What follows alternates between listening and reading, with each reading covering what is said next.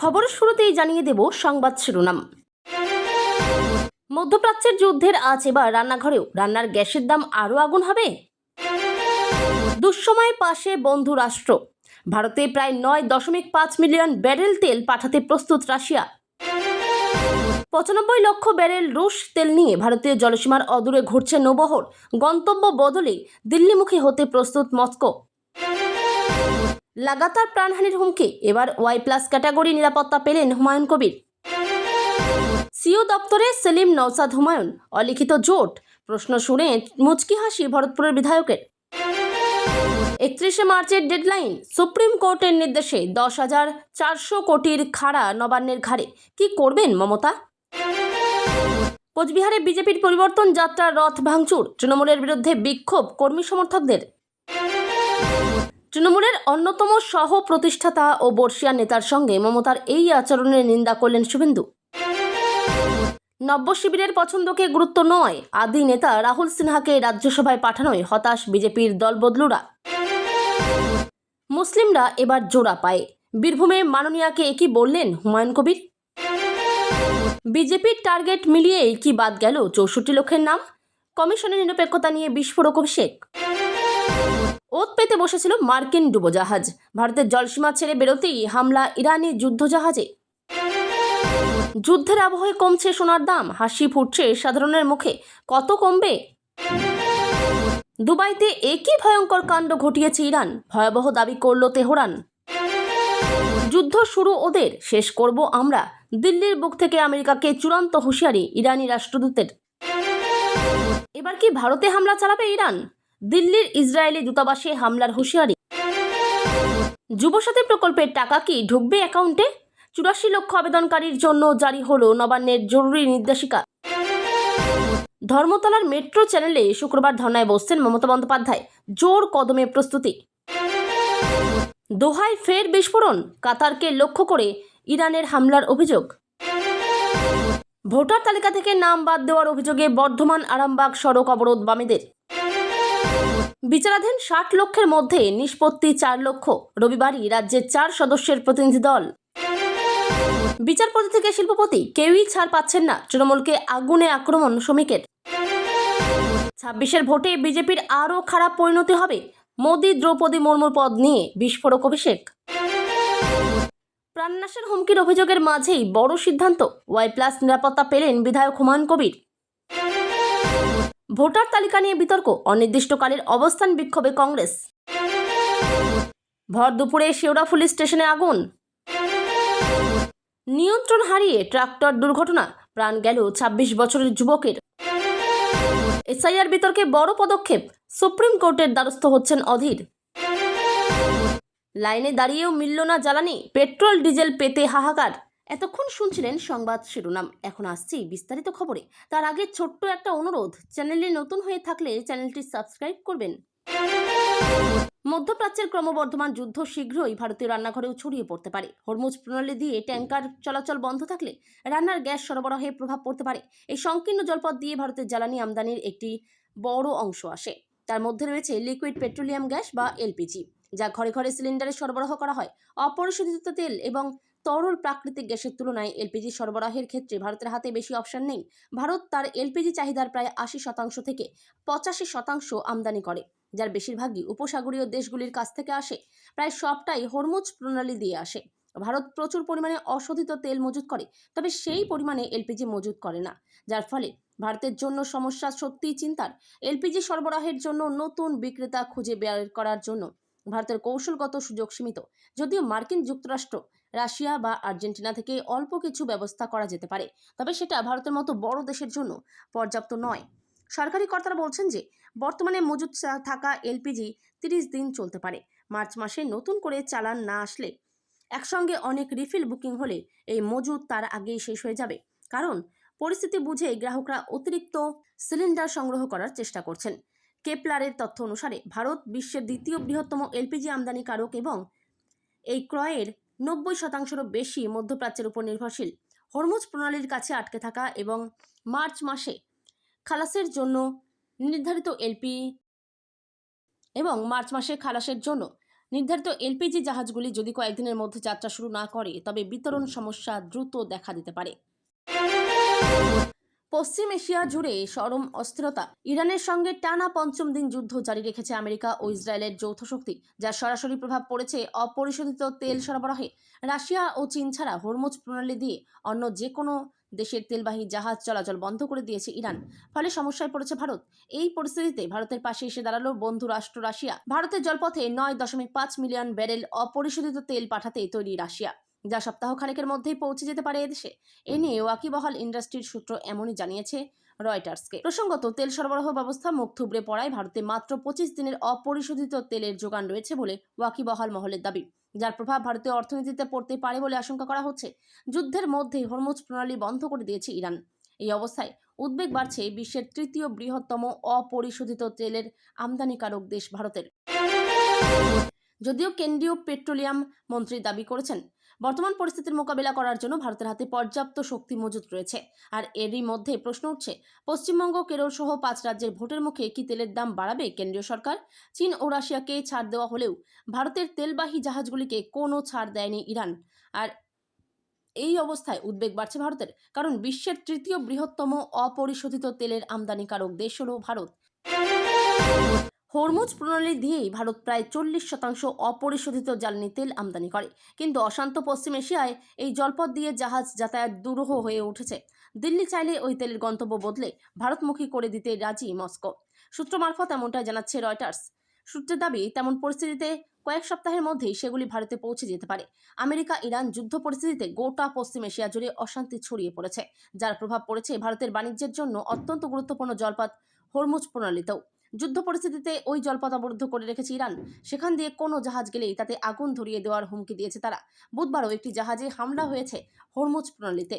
বস্তুত এই জলপথ দিয়েই ভারত প্রায় 40% অপরিশোধিত জ্বালানি তেল আমদানি করে। কিন্তু অশান্ত পশ্চিম এশিয়ায় এই জলপথ দিয়ে জাহাজ যাতায়াত দুরূহ হয়ে উঠেছে। হরমুজ প্রণালী প্রায় অবরুদ্ধ থাকায় বিকল্প ব্যবস্থা খুঁজতে হচ্ছে দিল্লিকেও। কারণ ভারতে মোট যে পরিমাণ তেলের চাহিদা রয়েছে তার প্রায় 80% আসে বিদেশ থেকে। উদ্ভূত পরিস্থিতিতে মস্কো আগেই জানিয়েছে তারা ভারতের পাশে দাঁড়াতে প্রস্তুত। রাশিয়া ইতিমধ্যে বলে দিয়েছে ভারতের জ্বালানি সরবরাহে কোনো সমস্যা হলে রাশিয়া সেই চাহিদা পূরণ করতে তৈরি রয়েছে। ওয়াই+ ক্যাটাগরি কেন্দ্রীয় নিরাপত্তা পেলেন আমজনতা উন্নয়ন পার্টির চেয়ারম্যান তথা বিধায়ক হুমায়ুন কবির। বুধবার কেন্দ্রীয় নিরাপত্তা বাহিনীর 13 জন সিআইএসএফ জওয়ান তার বাড়িতে এসে পৌঁছন। রাজ্যের বিভিন্ন জেলায় বিক্ষোভ ও প্রাণহানির হুমকির সম্মুখীন হওয়ার পরিপ্রেক্ষিতে নিরাপত্তা সুনিশ্চিত করার দাবি জানিয়ে হাইকোর্টের দ্বারস্থ হয়েছিলেন হুমায়ুন কবির। তার জেরেই হাইকোর্টের নির্দেশে কেন্দ্রীয় স্বরাষ্ট্র মন্ত্রক হুমায়ুনের জন্য ওয়াই+ ক্যাটাগরির নিরাপত্তা বন্দোবস্ত করল বলে জানা গিয়েছে। প্রসঙ্গত, কয়েক মাস আগে হুমায়ুনের বিরুদ্ধে ধর্ম নিয়ে রাজনীতি, দল বিরোধী আচরণের অভিযোগ তুলে তাকে বহিষ্কার করে তৃণমূল। তারপরই নিজের দল তৈরির কথা ঘোষণা করেছিলেন ভরতপুরের বিধায়ক। এরপর একাধিকবার তিনি দাবি করেছেন তাকে হুমকি দেওয়া হচ্ছে। এক ব্যবসায়ী তার নিরাপত্তায় বাউন্সার পাঠাচ্ছেন বলে দাবি করেছিলেন। প্রথমে জানা গিয়েছিল হায়দ্রাবাদ থেকে এসেছে বাউন্সার, যদিও পরবর্তীতে প্রকাশ্যে আসে আসল তথ্য। জানা যায় তার নিরাপত্তায় যে কয়েকজন মোতায়েন করা হয়েছে সকলেই নাকি বাংলার। এরপরই তড়িঘড়ি তাদের সরিয়ে দেন হুমায়ুন। এসবের পর অবশেষে এবার নিরাপত্তা পেলেন বিতর্কিত এই বিধায়ক। এদিকে ভরতপুরের বিধায়ক হুমায়ুন কবিরের দল আমজনতা উন্নয়ন পার্টির রেজিস্ট্রেশন মঞ্জুর করেছে নির্বাচন কমিশন। এবার সংবাদপত্রে নতুন রাজনৈতিক দলের বিষয়ে বিজ্ঞাপন দিতে হবে। তাতে কোনো আপত্তি না উঠলে রাজনৈতিক দল হিসেবে স্বীকৃতি দেবে কমিশন। তারপরই প্রতীকের জন্য আবেদন করা যাবে। রাজ্যে আসন্ন ভোটের মুখে ভোটার তালিকা নিয়ে নজিরবিহীন ডামাডোল। প্রায় 60 লক্ষ ভোটারের নাম বিচারাধীন রেখে তাদের নথি খতিয়ে দেখছেন জুডিশিয়াল অফিসাররা।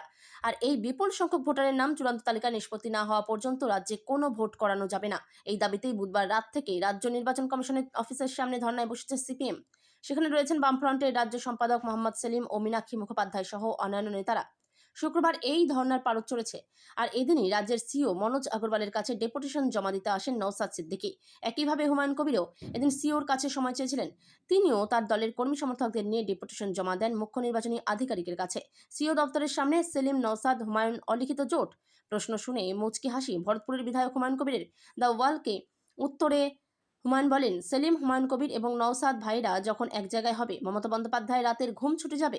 আগামী দিনে অনেক কিছু দেখা যেতে পারে। এখানে সিও অফিসের সামনে দেখা যাচ্ছে, আবার দেখা যাবে ডিএম অফিসে যখন মনোনয়ন সাবমিট হবে। এটাই তো রাজনৈতিক শিষ্টাচার। এর জন্য মমতা বন্দ্যোপাধ্যায়ের কপালে ভাঁজ পড়বে, রাতের ঘুম উড়ে যাবে, ট্যাবলেটের বড়ি খেয়ে ঘুমাতে হবে। জোট আমি এখনো চাইবো, আমার দরজা খোলা আছে, দেখা যাক না, রহস্য লুকিয়ে থাকবেই। রাজ্য সরকারি কর্মীদের বকেয়া মহার্ঘ ভাতা নিয়ে এবার চরম সংকটে নবান্ন। সুপ্রিম কোর্টের দেওয়া সময়সীমা যত এগিয়ে আসছে ততই বাড়ছে প্রশাসনিক উদ্বেগ। আগামী 31শে মার্চের মধ্যে বকেয়া ডিএর 25% মিটিয়ে দেওয়ার কড়া নির্দেশ দিয়েছে দেশের শীর্ষ আদালত।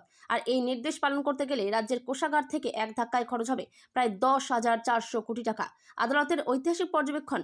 গত 5ই ফেব্রুয়ারি সুপ্রিম কোর্টের বিচারপতি সঞ্জয় কারোল এবং বিচারপতি প্রশান্ত কুমার মিশ্রের বেঞ্চ এক যুগান্তকারী রায়ে স্পষ্ট জানিয়েছে, মহার্ঘ ভাতা পাওয়া সরকারি কর্মচারীদের কোনো দয়ার দান নয়, বরং এটি তাদের আইনি অধিকার। আদালত সাফ জানিয়ে দিয়েছে 2008 থেকে 2019 সাল পর্যন্ত বকেয়া ডিএর 25% চলতি অর্থবর্ষের মধ্যে মিটিয়ে দিতে হবে। নবান্নের আর্থিক চ্যালেঞ্জ। রাজ্য সরকারের সামনে এখন মস্ত বড় পাহাড়।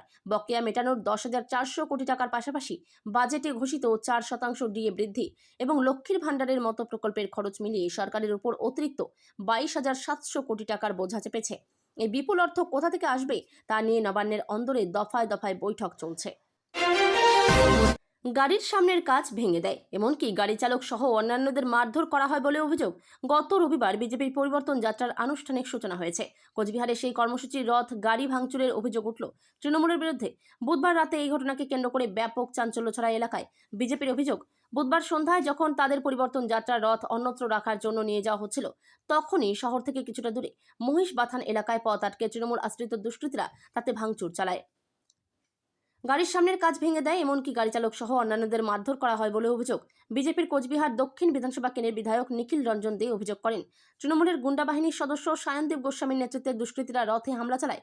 অন্যদিকে এই ঘটনার পরেই পন্ডিবাড়ি এলাকায় জাতীয় সড়কে বিক্ষোভ দেখাতে শুরু করেন বিজেপি নেতাকর্মীরা।